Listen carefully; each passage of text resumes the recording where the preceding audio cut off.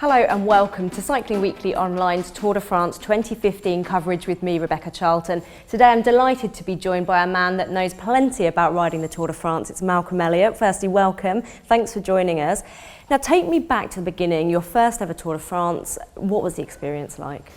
Well, we only had about 3 or 4 weeks notice that we were even in the Tour before we got lined up on the start line in Berlin in 1987.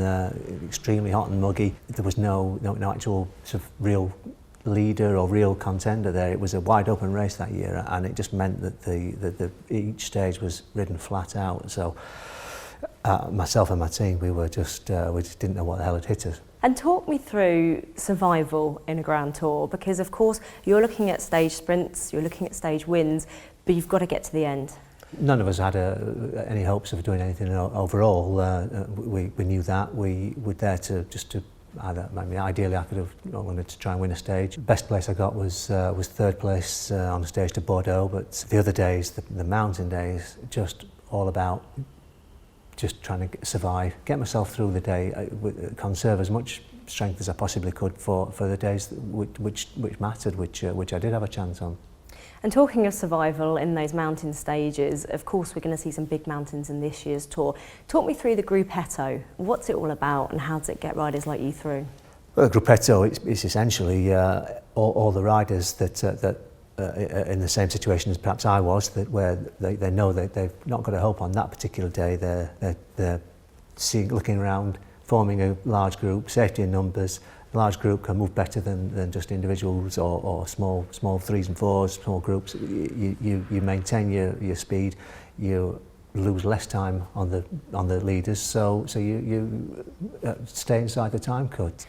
And talking there about time cuts, how much pressure is on you when you're really clock watching and you've got to get through those mountain stages? Once I was in that Repetto, I was never too worried that we weren't going to make it.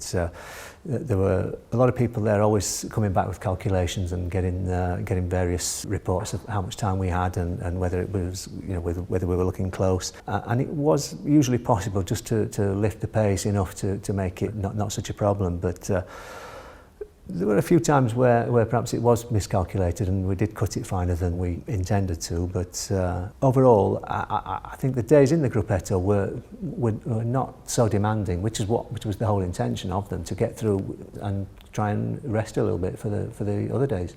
And of course we talked about the challenges and the demands of the mountain stages, but of course you've got crowds lining those roads. As a rider, how much are you aware of that? Or how much is it just channeling that vision to get to the top? In the Repetto, you're riding a bit more within yourself, but certainly when when you get towards the top of these climbs, that you're back into that small channel, that small funnel that you see the first guys go through when they're going through basically in a line and the crowd are moving at the last moment, and that's how it is back in the Repetto. The spectators, some of them are just mad crazy, and they'll run alongside you and be screaming in your ear, and it's surreal really to see all these people out to see a bike race. Of course, and then moving to the final stage in Paris, sprinting along the Champs-Élysées. Tell me a little bit about that finishing circuit and why it's so prestigious. Well, obviously it means you've got through to the end. So there's always a sense of euphoria within the peloton there anyway. When you get onto the Champs-Élysées, it's deceptively hard to ride up the Champs-Élysées. It's mildly cobbled, or sort of smooth. There's cobbles just underneath the asphalt. It's not a good road, and it does climb up quite a way. Then it becomes a question of who's got the most left, really, who's got the most leg speed left, and there are. It does limit it. There are not so many, even of the sprinters, who can pull out their best sprint after 3 weeks. We've seen Cavendish and Kittel do it very impressively, but from what I found there was I never actually felt like I was going to win there, simply because I just had nothing left. But still an awesome experience coming off the Place de la Concorde and into the final straight there, and the crowd that turn out for that. Malcolm, thank you. Pleasure.